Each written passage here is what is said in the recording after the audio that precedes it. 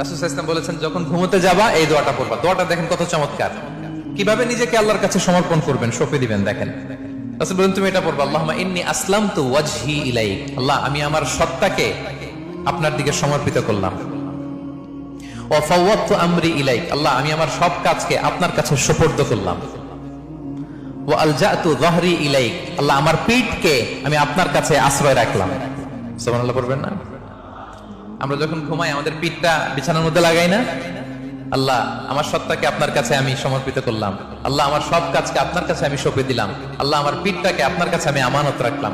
লা মালজা ওয়ালা মানজা মিনকা ইল্লা ইলাইক, আল্লাহ আপনি ছাড়া আশ্রয় দেওয়ার কেউ নাই, আল্লাহ আপনি ছাড়া আমাদের মুক্তি দেওয়ার কেউ নাই।